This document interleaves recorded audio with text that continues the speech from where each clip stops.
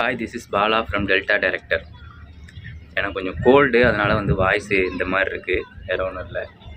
இந்த வீடியோவில் வந்து நம்ம என்ன பார்க்க போகிறோம் அப்படின்னா, வித்தியாசமான படங்கள் வரிசையில் வந்து இந்த வாட்டி ஒரு சவுத் கொரியன் வெப் சீரிஸை வந்து பார்க்க போகிறோம். இது வந்து ஒரு ரொமான்டிக்கல் த்ரில்லர் மூவி அப்படின்னு சொல்லலாம். ஒரு ட்ராமா கலந்த ஒரு த்ரில்லர் சப்ஜெக்ட் அப்படிங்கிற மாதிரி சொல்லலாம்.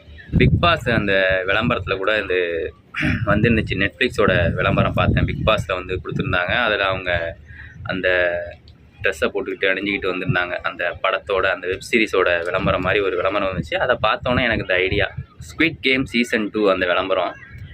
ஸ்குவிட் கேம் சீசன் 1 பற்றி தான் இந்த வீடியோவில் நம்ம வந்து பார்க்க போகிறோம். இந்த விளையாட்டை ஸ்குவிட் கேம்னு சொல்லுவாங்க. ஃபர்ஸ்ட் ஆஃப் ஆல் இந்த வெப் சீரிஸோட ஒன்லைன் என்ன அப்படின்னா, இதை வந்து நான் 2 விதமாக நான் பார்க்குறேங்க. அந்த ஒன்லைனை ஒன்று வந்து ஹீரோவோட விதத்துலேருந்து பார்க்குறேன், இன்னொன்று வந்து வில்லனோட விதத்துலேருந்து பார்க்குறேன். வில்லனோட விதத்துலேருந்து இந்த ஒன்லைனை நீங்கள் பார்த்தீங்க அப்படின்னா, அதிகமாக பணம் வச்சுருக்கக்கூடிய வில்லன். அதிகமாக பணம் அப்படின்னா எவ்வளவு அப்படின்னா, தனியாக ஒரு தீவை வாங்கி அதை ஒரு நாடாக்கக்கூடிய அளவுக்கு அதிக அளவு பணம் வச்சுருக்கக்கூடிய வில்லன். நீங்கள் வேறு யாரையும் யோசிக்க வேண்டாம், இது இந்த படத்தோட வில்லன் மட்டும்தான். சாம்பார் ஆப்பு எனக்கு. அந்த வில்லன் வந்து அந்த அளவு பணம் வச்சிருக்க வில்லனுக்கு வந்து என்ன ஒரு டிராபேக் அப்படின்னா, அவனுக்கு அடுத்து அந்த பணத்தை வந்து வச்சுக்கக்கூடிய அளவுக்கு அவன்கிட்ட ஆள் கிடையாது. அதாவது என்ன சொல்கிறேன்னா, அவனோட வம்சமே வந்து அவனோட முடியுது அப்படிங்கிற மாதிரி. அவனுக்கு குழந்தைகள்லாம் கிடையாது. அந்த அளவு பணம் வச்சுருக்கான். பணம்னா தண்ணி மாதிரி செலவு பண்ணலாம் பணத்தை அப்படிங்கிற அளவுக்கு அவன் பணம் வச்சுருக்கான்னு வச்சுக்கிறேன். அந்த மாதிரி பணம் வச்சுருக்கக்கூடிய வில்லனுக்கு இந்த மாதிரியான ஒரு சுச்சுவேஷன்.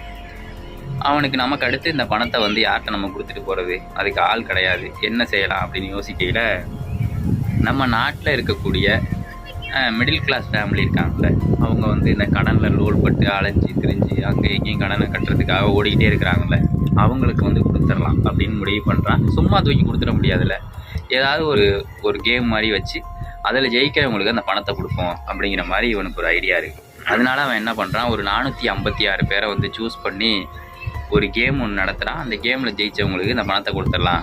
அந்த கேமில் ஜெயிச்சு யார் அந்த பணத்தை எடுத்துகிட்டு போகிறாங்க இல்லை அப்படிங்கிறதா இந்த படத்தோட மீதி கதை.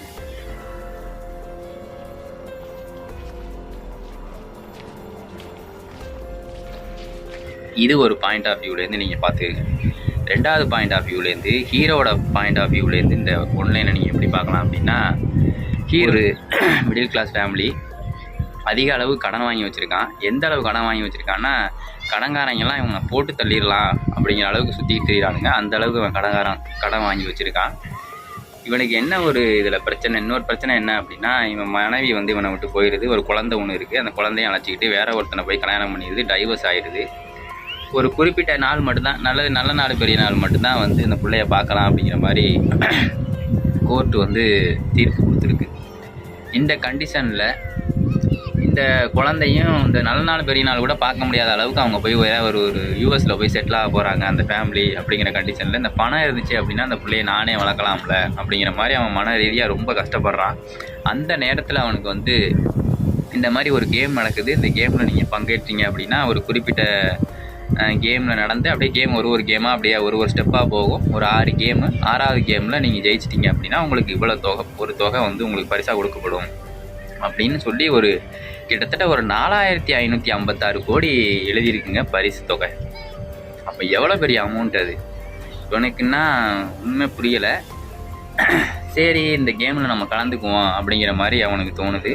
அவன் போய் அந்த கேமை ஜெயிச்சானா இல்லையா அப்படிங்கிறது ஹீரோவோட பாயிண்ட் ஆஃப் வியூலேருந்து இது ஒன்லைன்.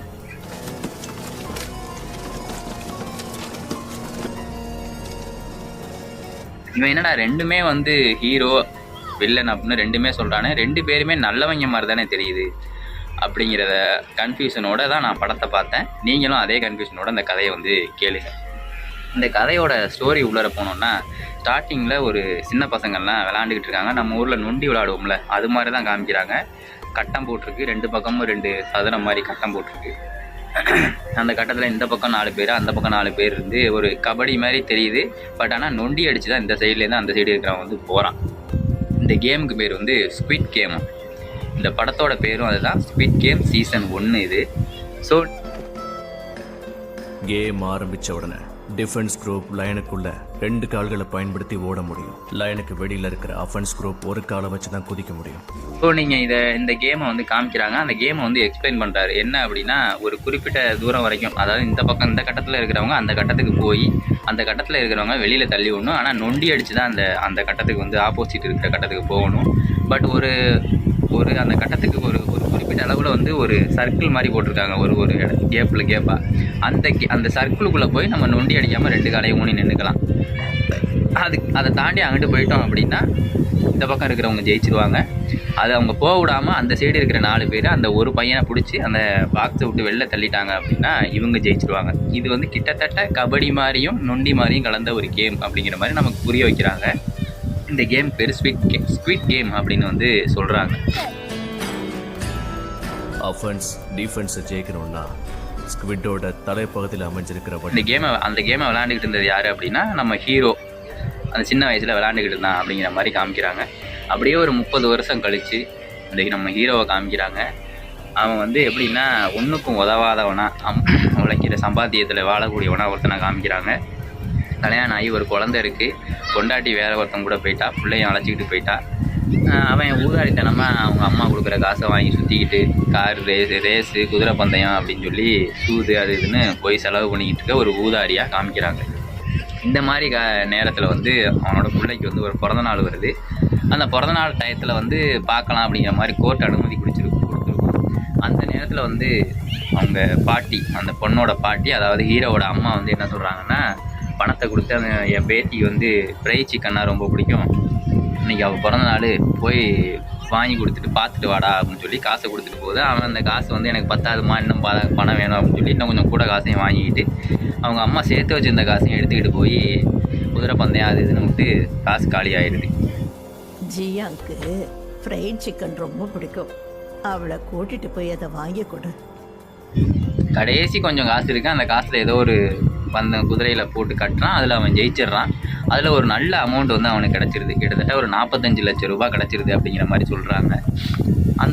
அந்த காசை வந்து என்ன பண்ணிடுறான், ஒரு பிட் பாக்கெட் அடிச்சுட்டு போயிடுறான். வேறு வழியே இல்லை. அந்த பொண்ணுக்கு ஒரு நல்ல சாப்பாடு வாங்கி கொடுக்க முடியல. தன்னுக்கிட்டே இருந்த காசை வச்சு ஏதோ ஒரு சின்ன கிஃப்ட் மாதிரி வாங்கி கொடுத்து, ஒரு சின்ன ஒரு கடையில் ஏதோ பிரெட்டு என்னமோ ஒரு கேக் மாதிரி வாங்கி கொடுத்து அவனை பார்த்துட்டு கொண்டு போய் வீட்டில் விட்டு வந்துடுறான். ஆனா அம்மா மட்டும் இதை பார்த்துட்டாங்கன்னா உங்களை தான் ரொம்ப திட்டுவாங்க. அப்படிங்கிற இந்த சூழ்நிலையில தான் அவனுக்கு தெரிய வருது, அடுத்த வருஷம் பிறந்த நாளைக்கு நம்ம பொண்ணு நம்ம கூட இருக்க மாட்டா, அமெரிக்காவில் போய் அவங்க புது அப்பாவோடையும் அவன் அம்மாவோடையும் செட்டில் ஆக போகிறா அப்படிங்கிற மாதிரி அவனுக்கு தெரிய வருது. காசு இருந்துச்சு அப்படின்னா நம்ம பொண்ணை நம்ம கூடயே வளர்க்கலாமே, நம்ம இந்த மாதிரி செய்ய மாட்டோமே அப்படின்னு அவன் விரக்தி அடைகிறான். அந்த மாதிரி நேரத்தில் வந்து இந்த மாதிரி ஒரு கேம் நடக்க போகுது அப்படின்னு சொல்லி ஒரு விசிட்டிங் கார்டு வருது.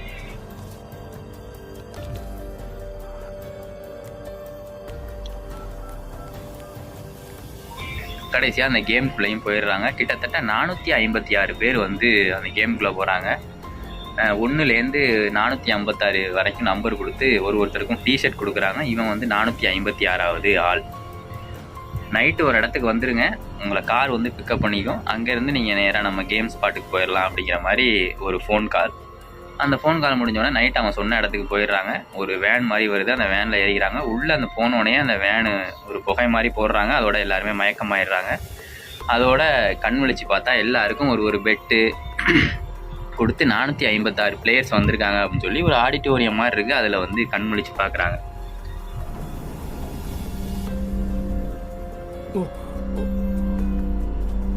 என்ன ஆச்சு? நம்ம எத்தனை மணிக்கு கேமுக்கு போய் சேருவோம்? கேமு சாப்பாடுலேருந்து எல்லாமே அவங்க வந்து கொடுத்துட்றாங்க. அந்த விளையாண்டுக்கிட்டு இருக்க நேரத்தில் 7 நாள் இங்கே நீங்கள் தங்கணும். 6 கேம் நடக்கும். 6வது கேம் தான் ஃபைனல் கேமு. நாங்கள் இந்த மாதிரி கேம் நடத்துறது உங்களுக்கு பிடிக்கல, விருப்பம் இல்லை அப்படின்னு சொல்லி சில விஷயங்கள் ஒரு 3 இது மாதிரி போட்டு டேர்ம்ஸ் அண்ட் கண்டிஷன் போட்டு இந்த கேம்லேருந்து நீங்கள் வெளியே போகணும் அப்படின்னு நினச்சிங்கன்னா வெளியே போக முடியாது, நீங்கள் ஒத்துழைச்சி தான் வந்திருக்கீங்க அப்படின்னு சொல்லி கையெழுத்து போடணும். இந்த கேமில் தோத்துட்டீங்க அப்படின்னா எங்கள்கிட்ட ஆர்கியூ பண்ணக்கூடாது, எலிமினேட் ஆகிடுவீங்க. 2வது விஷயம். 3வது கேம், இந்த கேம் வந்து உங்களுக்கு பிடிக்கல அப்படின்னு சொல்லி அதிகபட்சமான மெஜாரிட்டியான பீப்புள் வந்து இந்த கேம் பிடிக்கல அப்படின்னு நீங்கள் சொல்லிட்டீங்க அப்படின்னா இந்த கேமை வந்து கைவிட்டுடலாம். இப்போ எடுத்துக்காட்டுக்கு 100 பேர் இருக்காங்க அப்படின்னா 51 பேர் வேணாம் அப்படின்னு சொல்லிட்டாங்கன்னா வேணாம் அப்படிங்கிற பக்கம் தான் அந்த இது வந்து போகும் அப்படிங்கிற மாதிரி எடுத்துக்காட்டுக்கு சொல்கிறேன்னு வச்சுங்களேன். அந்த மாதிரி அந்த ரூல்ஸை வந்து ஃபாலோ பண்ணுறவங்க கையெழுத்து போட்டு கேமை ஸ்டார்ட் பண்ண வேண்டியதான்.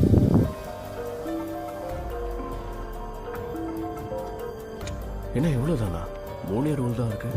சாப்பாடு கொண்டாந்து கொடுக்குறாங்க, கேம் வந்து ஸ்டார்ட் ஆகுது. ஃபஸ்ட்டு கேம் என்ன அப்படின்னா, ஒரு பொம்மை வந்து நிற்கும். அந்த பொம்மை கண்ணில் வந்து சென்சார் இருக்கும், டிடெக்டிவ் சென்சார் இருக்கும்.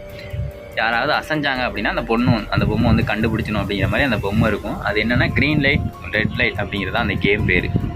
நீங்கள் பரிதாபங்களில் கூட பார்த்துருக்கலாம், அதை வந்து கலாய்ச்சி அந்த பரிதாபங்கள் போட்டிருப்பாங்க சுதாகர் அவர்களும் கோபி அவர்களும். அந்த மாதிரி கேம் தான் அது. அந்த பொம்மை வந்து பின்னாடி திரும்பி க்ரீன் லைட் அப்படின்னு சொன்னால் எல்லோரும் ஓடி வரலாம். டக்குன்னு பின்னாடி திரும்பி ரெட் லைட் அப்படின்னு சொல்லிடுச்சுன்னா எல்லோரும் அசையாமல் நிற்கணும். அசைஞ்சவங்க எலிமினேட் ஆயிடுவாங்க. இதுதான் கேமோட ரூல். நாம விளையாட போற முதல் கேமோட பேரு ரெட் லைட் கிரீன் லைட். யாராவது அசைஞ்சிங்கன்னா உங்களை இந்த கேம்ல இருந்து நாங்க எலிமினேட் பண்ணிடுவோம். ரெட் லைட் கிரீன் லைட்டா? டக்குன்னு என்ன பண்ணும், எல்லோரும் ஒன்றும் புரியாது ஒரு இடத்துல வந்து ஒரு தடல் மாதிரி இருக்கும். அந்த தடலில் கொண்டாந்து நிப்பாட்டி அந்த கேமோட ரூலை சொல்லிட்டு ஸ்டார்ட் பண்ணிடுவாங்க. அந்த பொம்மை வந்து எல்லாத்தையும் சொல்லிட்டு கேம் ஸ்டார்ட் ஆயிரும். ஒரு குறிப்பிட்ட நிமிஷம் தான், 5 நிமிஷம். அந்த 5 நிமிஷத்துக்குள்ளே இந்த கோட்லேருந்து அந்த கோட்டை வந்து கடந்துடணும். கடக்கலனாலும் நீங்கள் எலிமினேட் ஆயிடுவீங்க, அசைஞ்சாலும் எலிமினேட் ஆயிடுவீங்க அப்படின்னு அந்த கேமோட ரூல்ஸை சொல்லிவிட்டு அந்த பொம்மை வந்து ஸ்டார்ட் பண்ணுது. க்ரீன் லைட் அப்படின்னு சொன்னோன்னே எல்லோரும் ஓடி வர்றாங்க. கொஞ்சம் நேரம் அப்படியே திரும்பிட்டு ரெட் லைட் அப்படின்னு சொல்லிட்டு இப்படி திரும்பி பார்க்குது. அசைகிறவங்க கேமை விட்டு எலிமினேட் ஆயிடுவாங்களா இல்லையா? ஒருத்தன் என்ன பண்ணுறான், அசைகிறான். அதில் அசைஞ்சோடனே டக்குன்னு ஒரு சவுண்டு கேட்குது, துப்பாக்கி சூடு சவுண்டு கேட்குது. அவன் கீழே விழுந்து கிடக்கிறான். அப்படியே என்ன அவன் நடிக்கிறானா என்ன பண்ணுறான் அப்படின்னு அங்கே இருக்கிறவங்களுக்குலாம் புரியலை. அடுத்தது மறுபடியும் க்ரீன் லைட் அப்படின்னு சொன்னோன்னா கொஞ்சம் முன்னேறி வந்து அவனை பார்க்குறாங்க. அவன் உடம்புல வாயிலேருந்துலாம் ரத்தம் ஊற்றி செத்து கிடக்கிறான். Player 324 eliminated. லூசு பை மாட்டிக்கிட்டான். அப்போ தான் அவங்களுக்கு தெரியுது எலிமினேட் அப்படின்னா சாகடிக்கிறாங்க அப்படிங்கிறது வந்து அப்போ தான் அவங்களுக்கு வந்து புரியுது. ஐயோ இந்த மாதிரி ஒரு கேம் வந்து மாட்டிக்கிட்டோமே அப்படின்னு எல்லாம் பயப்படுறானுங்க, தெரிக்கிறானுங்க. ஒருத்தனும் தெரிச்சு பயந்து அப்படி இப்படி ஓடுறவங்க எல்லாரையுமே சுட்டு தள்ளுறானுங்க. பட்ட பட்ட பட்ட பட்டன்னு துப்பாக்கி சவுண்டு கேட்குது. அங்கே இருக்கிறவங்க எல்லாரும் அவங்கள சுடுறாங்க. ஒரு கிட்டத்தட்ட 456 பேரில் 200 பேருக்கு மேலே இறந்து சுட்டு தள்ளிடுறாங்க, இறந்து போயிடுறாங்க.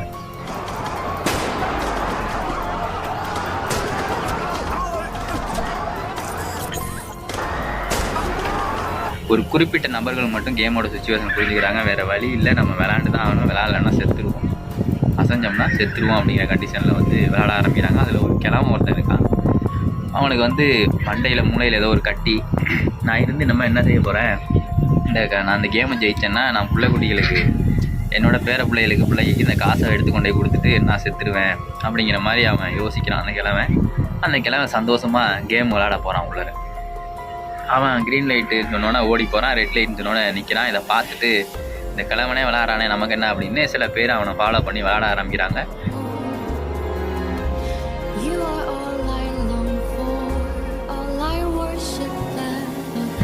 ஒரு 5 நிமிஷத்துக்குள்ளே அந்த கோட்டை தாண்டி வந்தவங்க வந்துடுறாங்க. மீறி உள்ளவங்களாம் எலிமினேட் ஆகி செய்யப்படுறாங்க, அதாவது சுட்டு கொல்லப்படுறாங்க. ஃபஸ்ட்டு கேம் முடிஞ்சிருச்சு.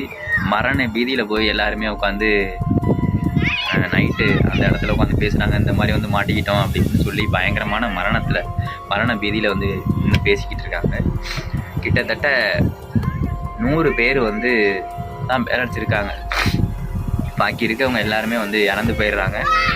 அவங்க அந்த கேமை விட்டு போகணும் அப்படின்னு ஆசைப்பட்றாங்க. பாதி பேர் போகணும்னு ஆசைப்பட்றாங்க, பாதி பேர் வந்து போக வேணாம் அப்படின்னு ஆசைப்பட்றாங்க. இல்லை நான் இந்த கேம் விளாட விரும்பலை அப்படின்னு சொல்லி முறையிடுறாங்க. அப்போ வந்து அவங்க சொல்கிறாங்க, திடீர்னு கேமை விட்டு போகக்கூடாது, அப்படி போனீங்க அப்படின்னா உங்களையும் எலிமினேட் செய்யப்படுவோம், அந்த மாதிரி ஒத்துக்கிறது இல்லை அப்படின்னு சொல்லி தான் நீங்கள் கையெழுத்து போட்டிருக்கீங்க அப்படின்னு.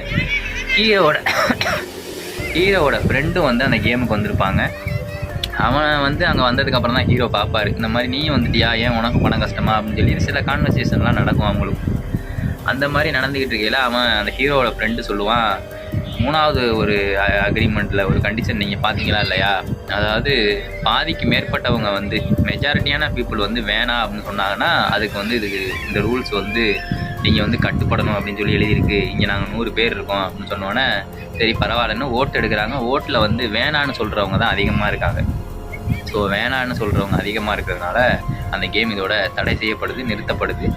பணம் யாருக்குமே கொடுக்கப்படாது, அவங்கவுங்க வீட்டில் கொண்டு போய் விட்டுருவோம் அப்படின்னு சொல்லி அனௌன்ஸ் பண்ணி காலைல வீட்டில் கொண்டு போய் விட்டுறாங்க. இங்க இருக்கிற மெஜாரிட்டி பிளேயர்ஸ் கேமை நிறுத்துறதுக்கு vote பண்ணிட்டீங்க. அதனால இந்த கேம் இப்போ டெர்மினேட் பண்ணப்படுது. கிட்டத்தட்ட 9 பாகங்கள் வந்து இருக்குது. 9 பாகங்களும் ரொம்ப ஸ்லோவாக நிறுத்தி நிதானமாக தான் போகும். இந்த மாதிரி ஒரு கேமில் வந்து மாட்டிக்கிட்டு தப்பிச்சு வந்துட்டான் அப்படிங்கிறதே ஒரு பெரிய விஷயமா இருக்குது. அதுக்கப்புறம் 2வது பாகத்தில் என்ன காமிக்கிறாங்க அப்படின்னா, தப்பிச்சு வந்தவங்கெல்லாம் அங்கே வந்து கொரியாவில் வந்து அந்த கடங்காரங்கள்ட்டையும் அவங்க ஃபேமிலிகிட்டையும் படுற கஷ்டத்தை காமிக்கிறாங்க. ரொம்ப பாடுபடுறாங்க. அந்தளவுக்கு ஒரு மோசமான சுச்சுவேஷன். இதை வந்து 2வது பாகத்தில் வந்து காமிக்கிறாங்க. நான் டக்குன்னு முடிச்சிடறேன், ஏன்னா 14 நிமிஷம் இப்போ இதே பேசிட்டேன். படத்தை கொடுத்துட்றேன், மொத்த படத்தை கொடுத்துட்றேன், ப்ளீஸ் என்ன நம்புங்க. சரியான பொறுமை கூட இவன். இவ்வளோ பாடுபடுறதுக்கு நம்ம போய் அங்கே செத்தாலும் பரவாயில்ல, இல்லை வந்து ஏதோ காசு சம்பாரிச்சு வந்தாலும் பரவாயில்ல, அங்கேயே போயிடுவோம் அப்படின்ட்டு மறுபடியும் எல்லாரும் நினைக்கிறாங்க. யாரெல்லாம் நினைக்கிறாங்களோ அவங்களுக்கெல்லாம் வந்து ஒரு விசிட்டிங் கார்டு வருது. பல பேர் அதுலேருந்து உள்ளே வர்றாங்க. மறுபடியும் அந்த கேம் ஸ்டார்ட் ஆகுது. ஒரு கேமும் ஒரு மாதிரி போகுது. 6 நாள் 6 கேம் நடக்குது. அந்த கேமோட டீட்டெயில்ஸை மட்டும் நான் டக்குன்னு சொல்லிடுறேன், ஏன்னா ரொம்ப நேரம் பேசினேன் அப்படின்னா உங்களுக்கும் போர் அடிக்கும். ஸோ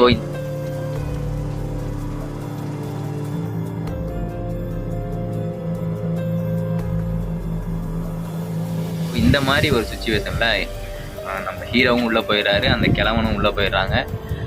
பல பேர் அந்த பிட் பாக்கெட் அடித்தால அவனோட காசை அவளும் உள்ளே போகிறான். இந்த மாதிரி சுச்சுவேஷனில் எல்லாருமே உள்ளே போகிறாங்க. அங்கே போனதுக்கப்புறம் தான் ஒவ்வொரு கேமுமே வந்து புதுசாக இருக்குது. கோழி குண்டு கேம் இருக்குது. ஒரு முட்டாயை வந்து அப்படியே கரெக்டாக வெட்டி ஒரு ஷேப்பு கொண்டு வரணும் அப்படிங்கிற மாதிரி கேம் இருக்குது. இந்த கேம்லாம் நீங்கள் ஆக்சுவலாக ரீல்ஸ்லாம் பார்த்துக்கலாம். நிறையா சின்ன ரீல்ஸில் வந்து இந்த கேம்ஸ்லாம் வரும். ஒவ்வொரு கேம்லேயும் ஒரு ட்விஸ்ட்டை வச்சு பயங்கரமாக செட் பண்ணியிருப்பாங்க. நீங்கள் நகத்தை கடிச்சிக்கிட்டு உட்காந்துருக்கணுங்க. அந்த அளவுக்கு ஒரு கேம், அந்த மோடுக்கே உள்ளே போயிடுவீங்க.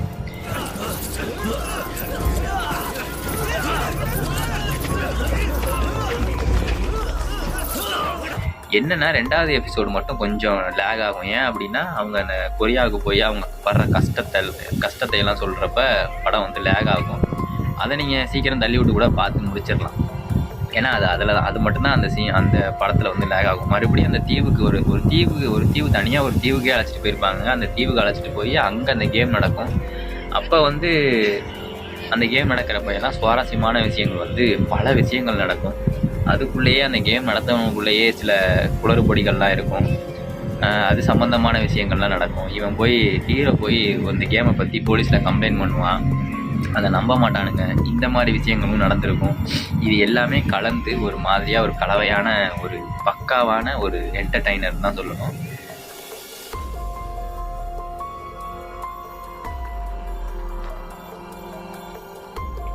ஒரு ட்ராமா மாதிரி போய் ஒரு த்ரில்லராக மாறி மறுபடியும் இந்த ஹீரோ ஜெயிச்சானா இல்லையா, யார் தான் அந்த வில்லன்கள் எல்லாருமே முகமூடி தான் போட்டிருப்பானுங்க. யார் தான் அந்த வில்லன் எப்படிப்பட்டவன், ஏன் அந்த வில்லனுக்கான ஒரு பாயிண்ட் ஆஃப் வியூவில் ஹீரோ மாதிரி நான் சொல்கிறேன். ஆனால் அது எதுனால வந்து அவன் வில்லன் ஆகிறான் அப்படிங்கிறதும் அதில் வந்து தெரியும். ஆப்வியஸ்லி எல்லாருமே கொல்றான் அப்படிங்கும்போது அவன் வில்லன் தானே அப்படிங்கிற மாதிரி தான் அந்த வில்லனோட கேரக்டர் வந்து கொடுக்கப்பட்டிருக்கும்.